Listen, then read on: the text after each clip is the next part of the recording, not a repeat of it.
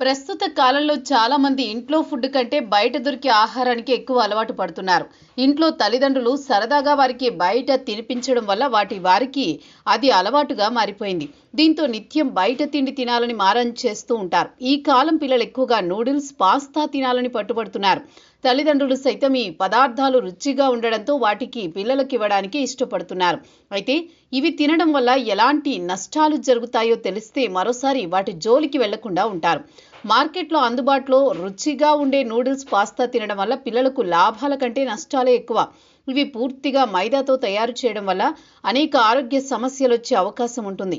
Tasty కోసం ఎప్పుడో ఒకసారి తింటే పర్వాలేదు, కానీ వారంలో ఓసారి లేదా పదే పదే తినడం వల్ల శరీరంలో ఆరోగ్య సమస్యలు వస్తాయి. ప్రస్తుత కాలంలో చాలా మంది ఇంట్లో వండిన ఆహారాన్ని తినడానికి ఎక్కువగా ఇష్టపడడం లేదు. అందుకు కారణం బయట దొరికే ఈ నూడిల్స్ ఇంట్లో వాటికంటే ఎక్కువ టేస్టీగా ఉండడం. అయితే ఇవి కొంచెం తీసుకున్నా కూడా కడుపు నిండినట్లు అవుతుంది. దీంతో ఆకలి తగ్గిపోతుంది. ఆ తర్వాత కూడా ఎలాంటి ఆహారం తీసుకున్నా కూడా కొద్దిగా మాత్రమే తీసుకోగలుగుతారు. ఫలితంగా శరీరానికి కావలసిన శక్తి తగ్గిపోతుంది. కొన్ని రోజుల తర్వాత పిల్లలు నూడిల్స్ మాత్రమే కావాలని అడుగుతూ ఉంటారు. కొందరైతే ఇవి లేకుండా అసలు ఎలాంటి ఆహారం తీసుకోవడానికి ఇష్టపడరు.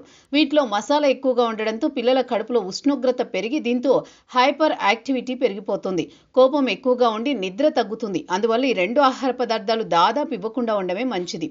నూడిల్స్, పాస్తా వంటి ఆహారంలో ఎలాంటి పోషకాలు లేవని చాలా మంది ఆరోగ్య నిపుణులు చెబుతున్నారు. ఇందులో ఫైబర్ ఉండదు, ఇనుము, విటమిన్లు చాలా తక్కువ మోతాదులో ఉంటాయి.